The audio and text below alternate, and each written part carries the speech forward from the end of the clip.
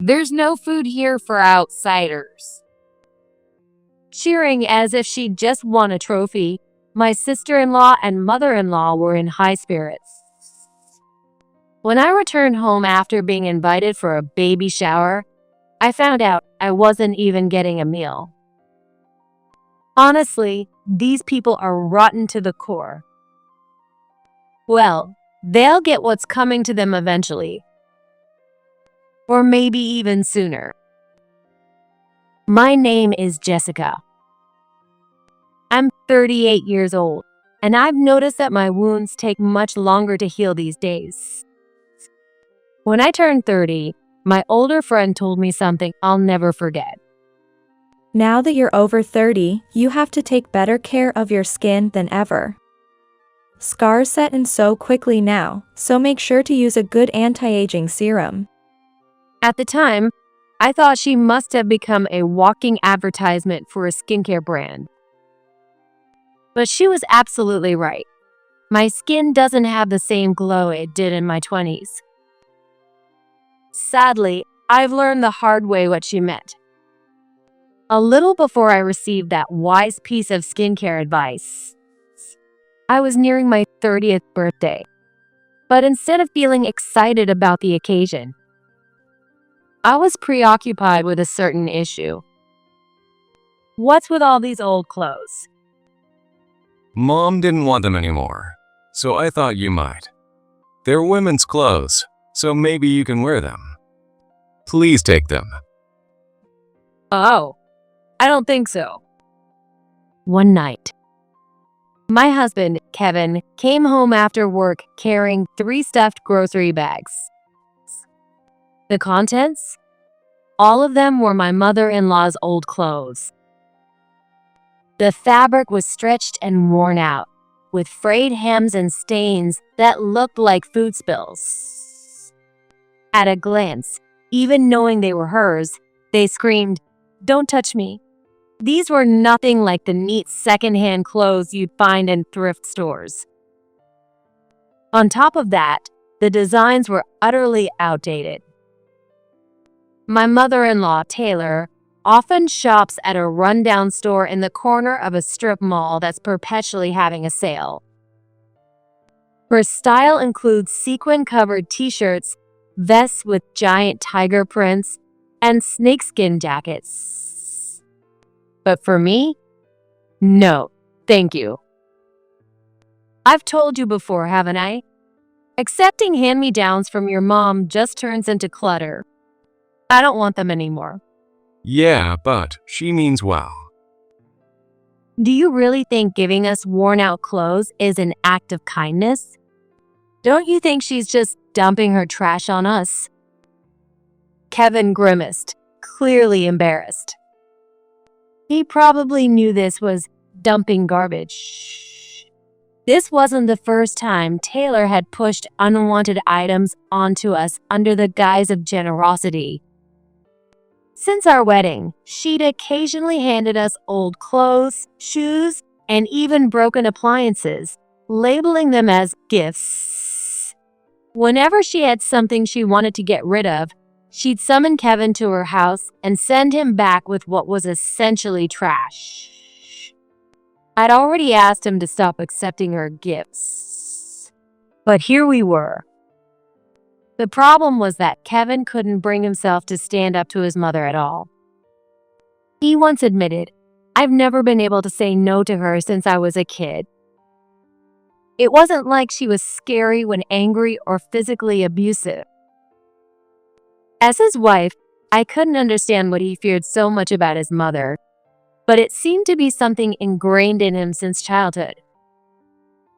Or Kevin even saying, "We don't need this," felt like defying his mother. And that was a headache for me. I couldn't see why he felt the need to hold his mother in such high regard when she was the kind of person who dumped trash on her son's family. Because of this, our once conflict-free marriage started to see arguments every time Kevin brought home his mother's gifts. If it weren't for this issue, Kevin was a great husband.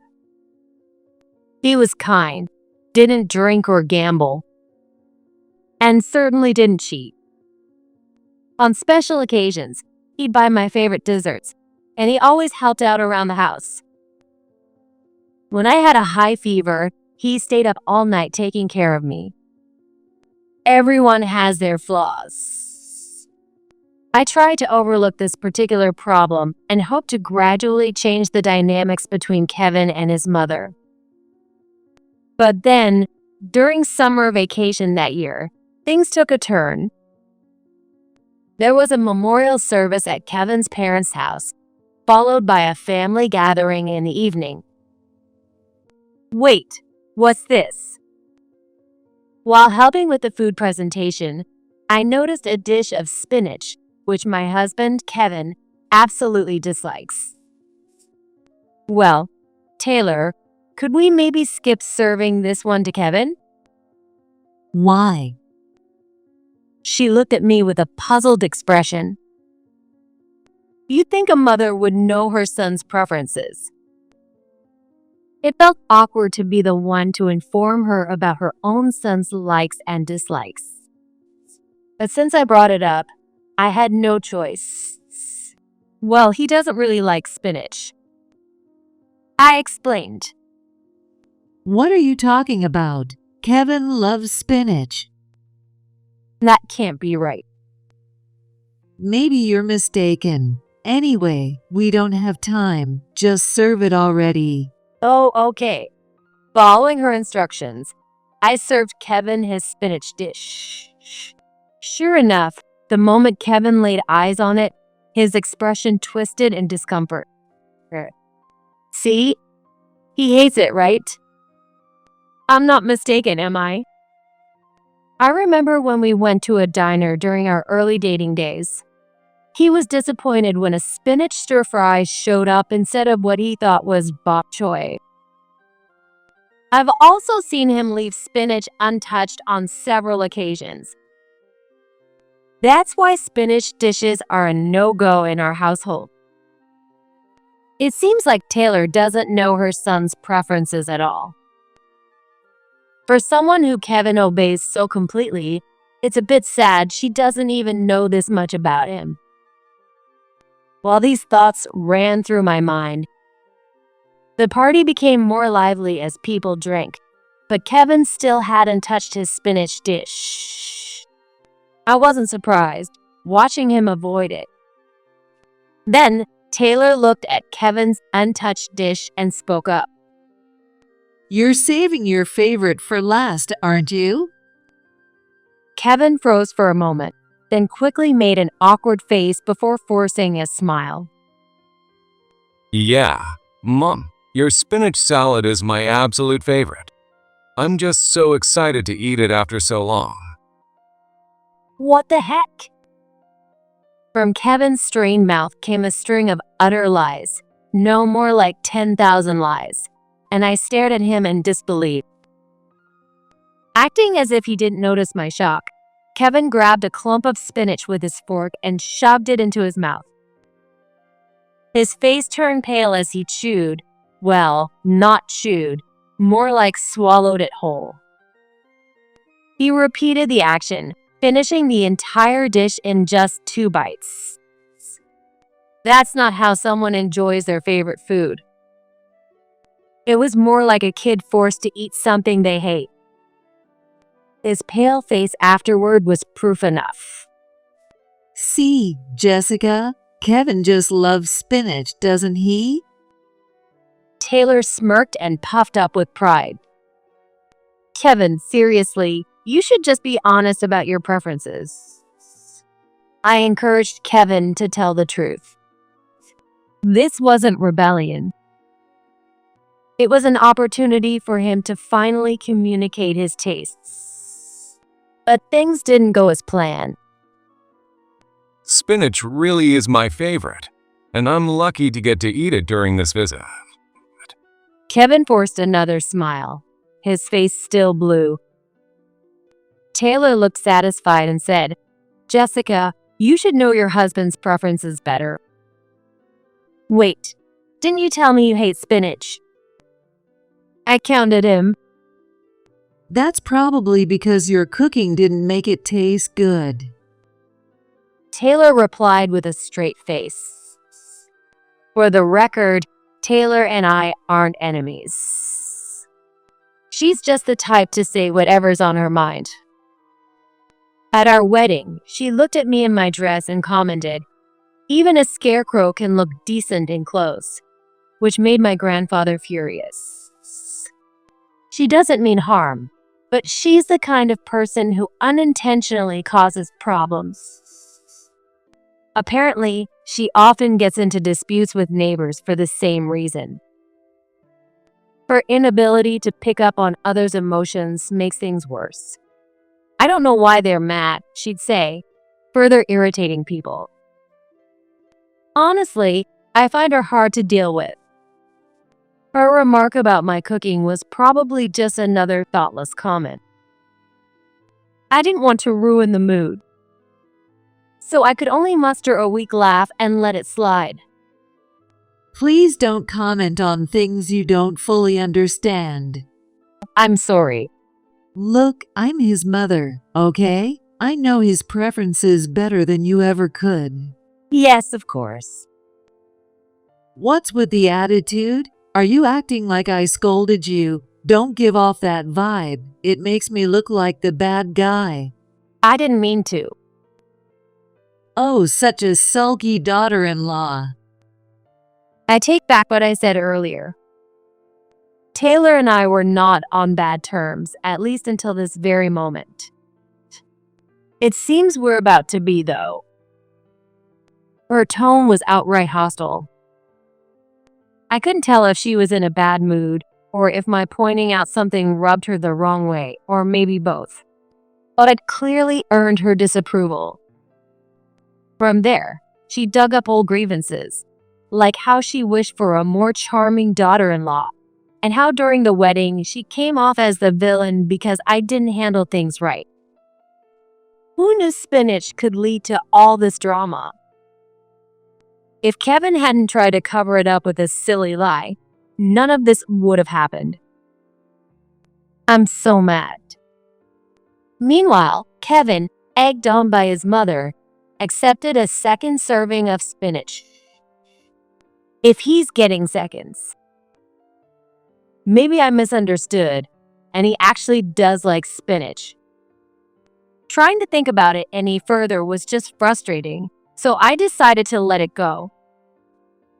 A few days later, my coworker brought in a large batch of spinach from her family farm and offered me to share it. Since I wasn't entirely sure about Kevin's preferences, I hesitated for a moment. But it felt odd to be the only one declining when everyone else accepted with smiles. Besides, I actually like spinach, and this batch looked so fresh and delicious. It would have been a waste not to take it, so I happily brought it home and used it for dinner. Oh no, spinach. Why would you serve this? Kevin's voice rose sharply. This was so unlike my usually mild-mannered husband. My coworker gave it to me. You said it was your favorite the other day. Can you actually eat it?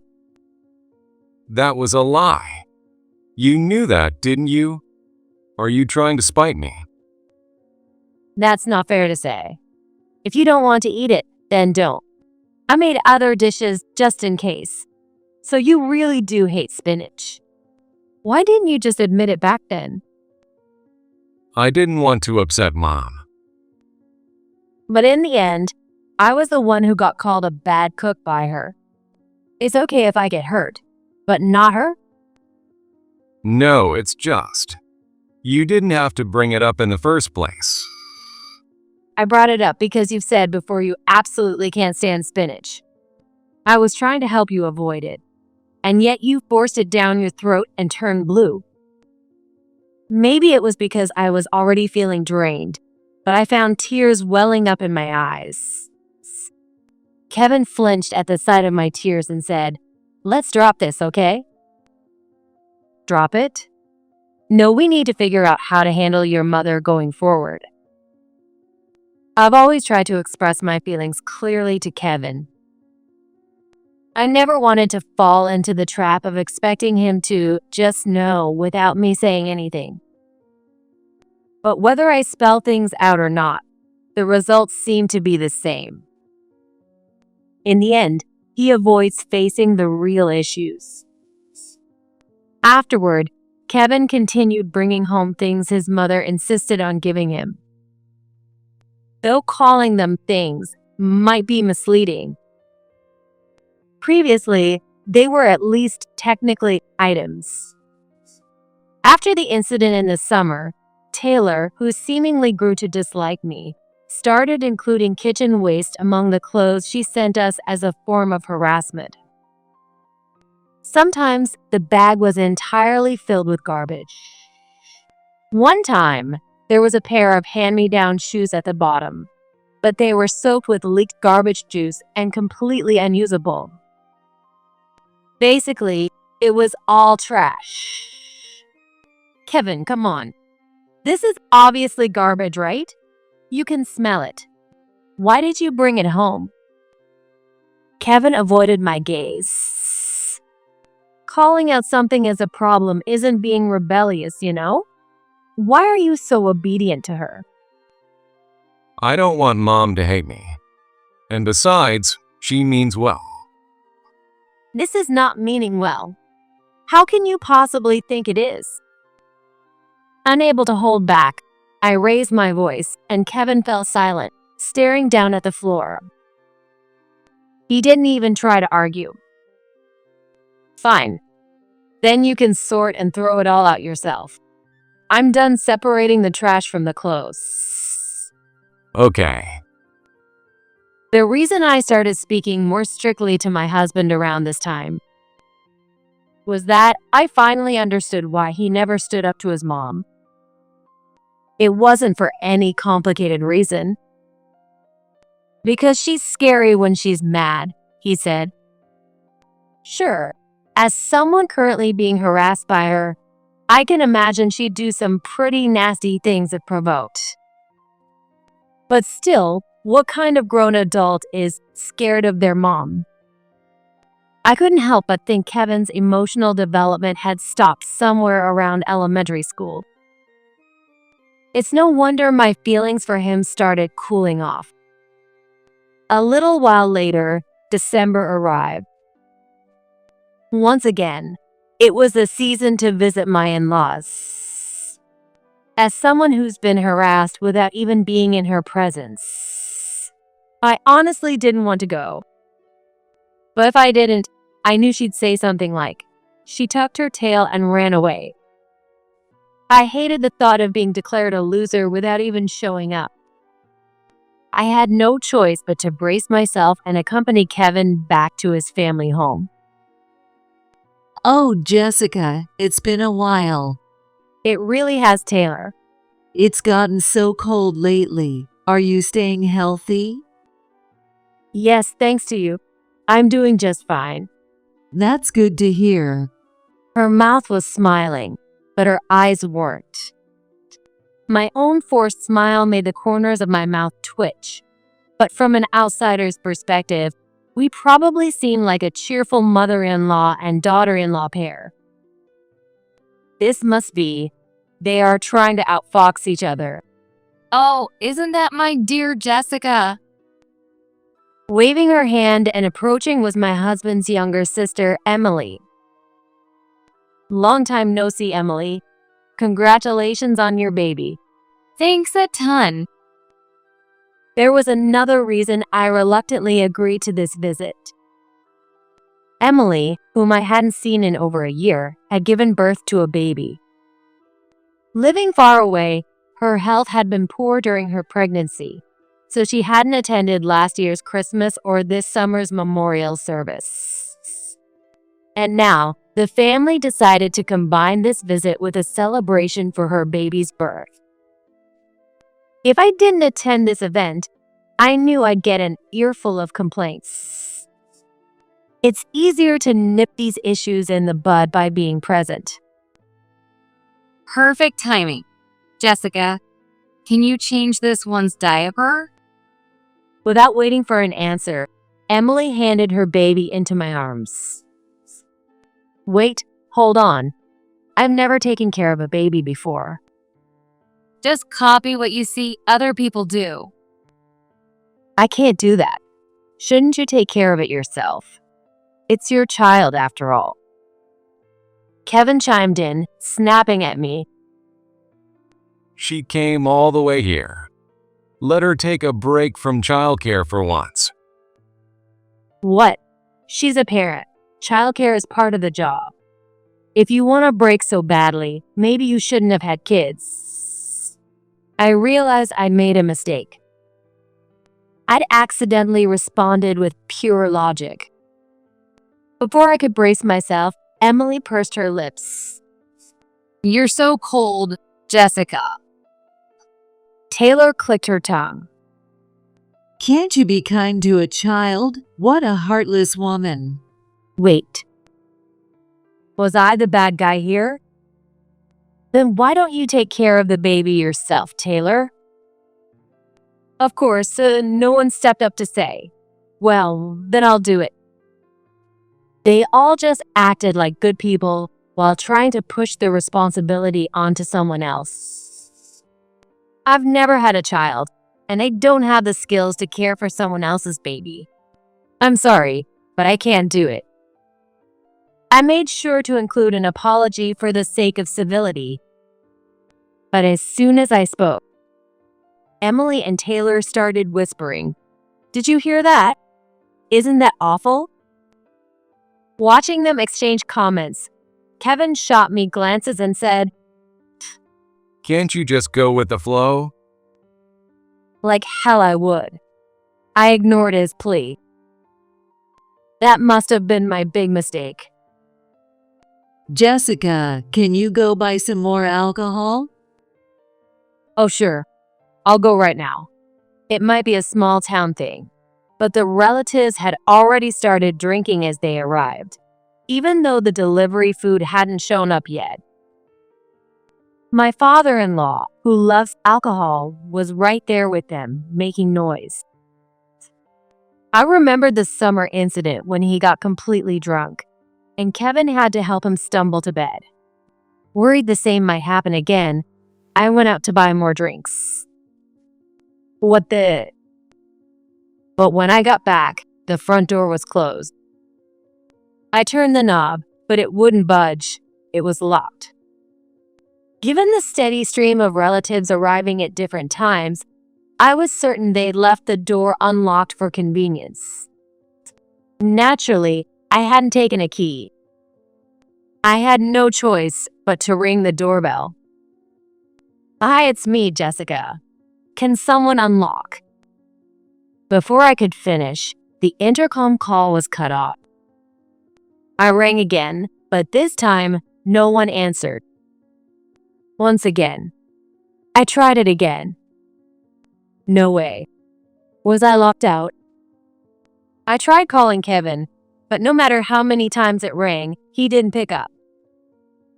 Hello, someone. I'm back. Let me in. Loud sounds of a raucous party echoed from inside. I was sure that if I made enough noise outside, someone would notice. So I pounded on the front door and shouted, "Open up," repeatedly. After about 10 minutes of standing in the snow, my fists aching, one of the relatives finally noticed and let me in. Oh my, welcome back, Jessica. You must have been so cold. She greeted me with an odd, mocking tone in her voice. Of course, I was cold. I'd been left outside in the snow for 10 minutes. I rang the doorbell. Did you? I didn't hear a thing. Right, dear? That's right. Feigning concern, Emily and Taylor both tilted their heads, as if puzzled by the situation. Their exaggerated mannerisms made it clear this was a deliberate act between the two of them. Kevin seemed to understand what had happened, but he avoided making eye contact with me. I clenched my fists in anger. All right, everyone, the food is here. Completely brushing off the incident, Taylor switched gears and cheerfully announced the arrival of the food delivery. Wow, this looks amazing. Emily's excitement matched the others. We splurged on this meal. It cost $1,000 for the premium package. Wow, that's incredible.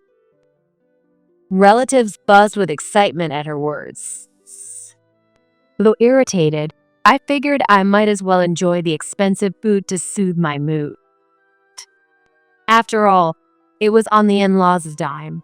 I'd eat as much as I wanted. Or so I thought.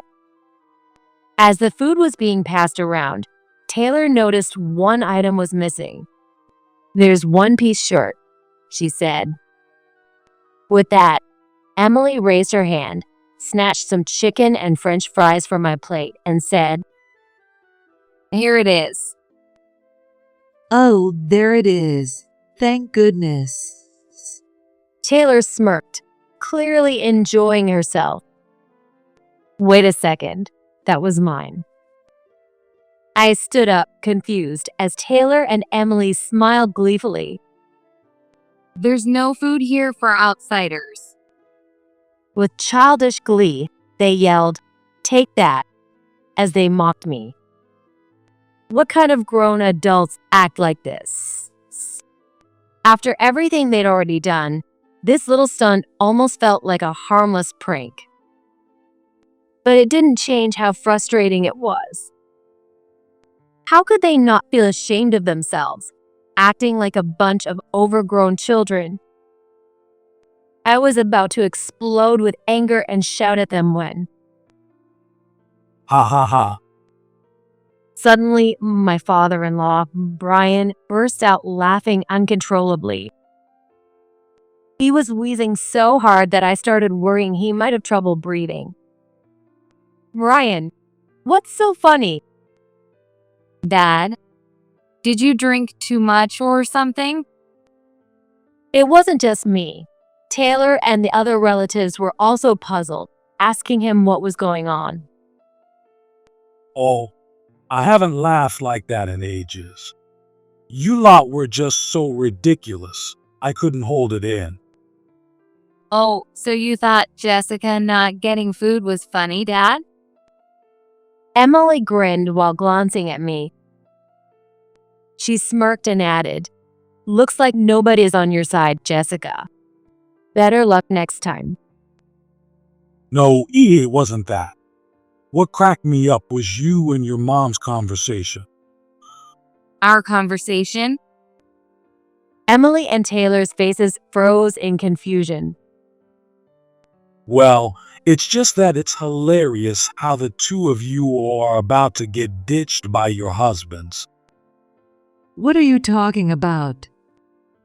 Taylor's eyebrows shot up in irritation at Brian's remark. Oh, don't look so scary. It's exactly what it sounds like.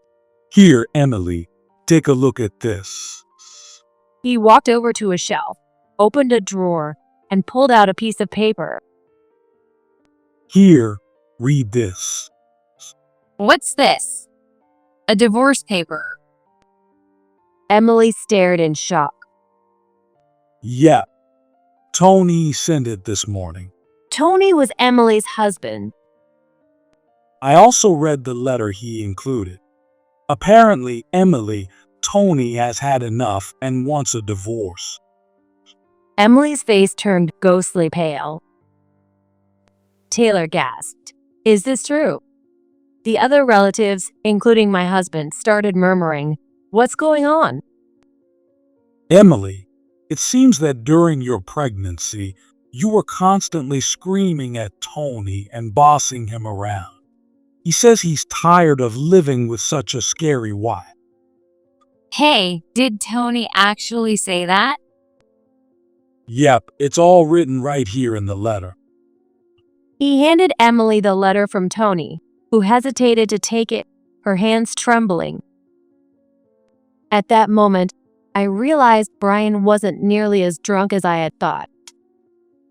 In fact, he seemed completely sober, which was somehow even more surprising. Telling a working husband to come home at odd hours, sending him out on late-night errands, and yelling at him if he doesn't obey.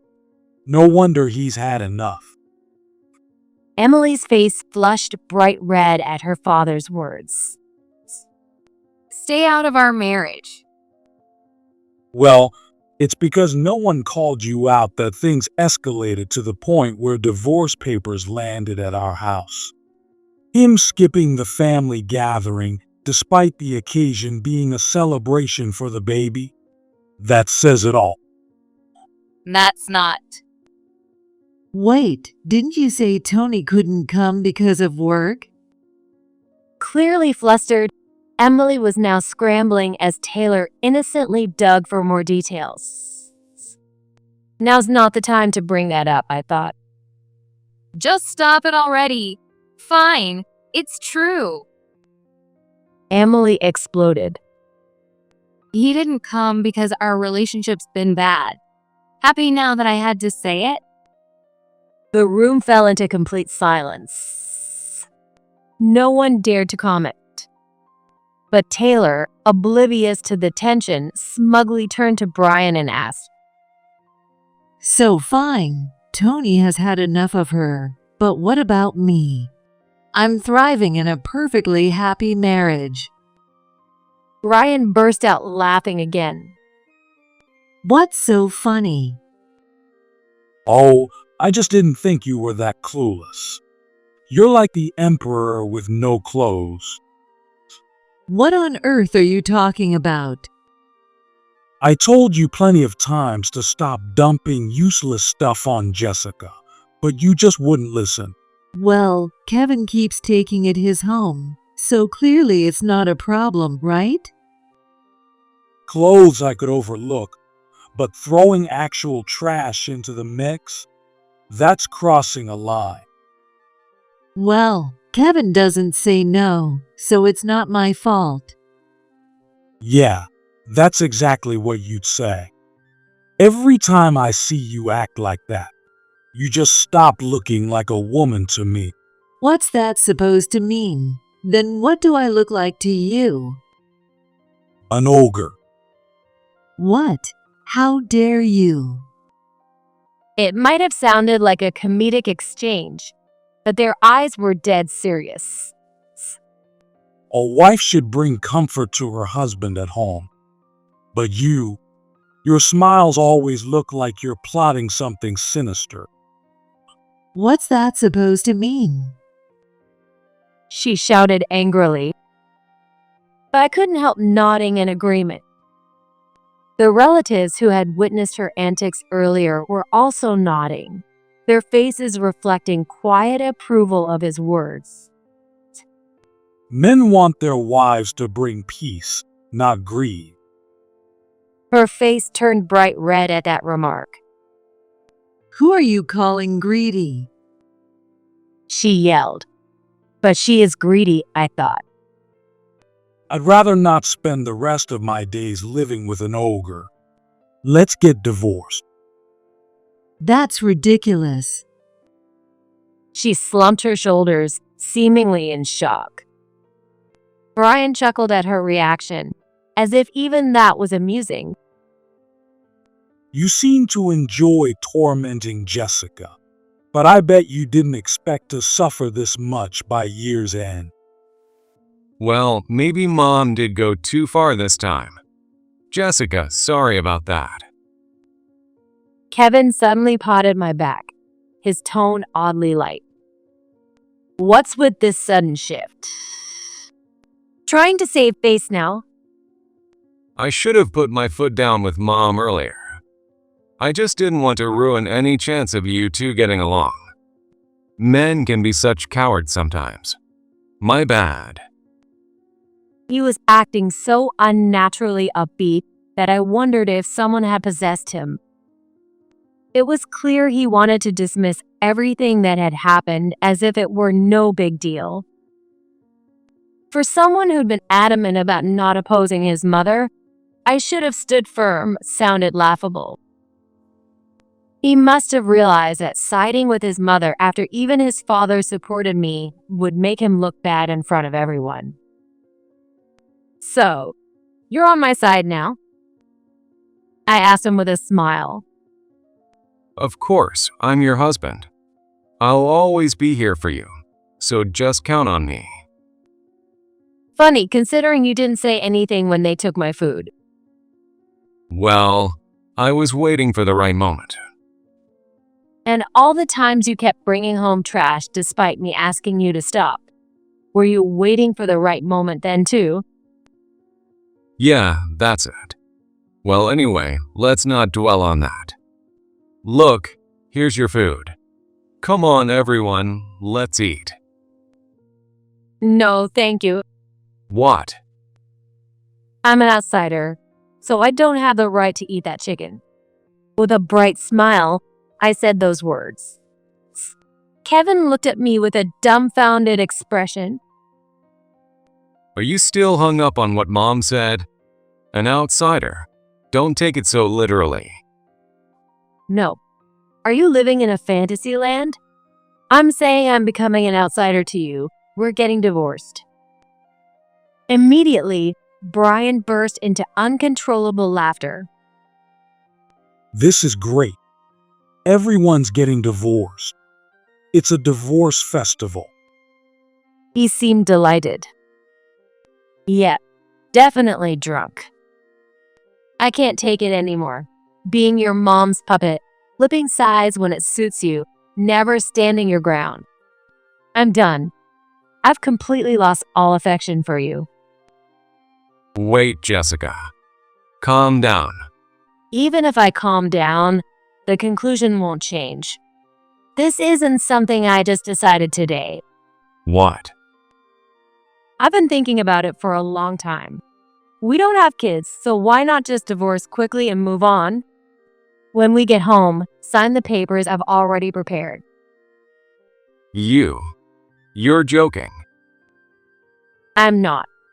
I had hoped that if you changed, maybe I could love you again. Maybe we could work things out. But no, it's clear now. You're hopeless.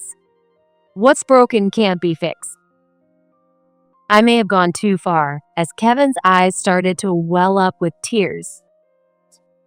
The relatives and Brian, however, were cheering me on like fans at a soccer match.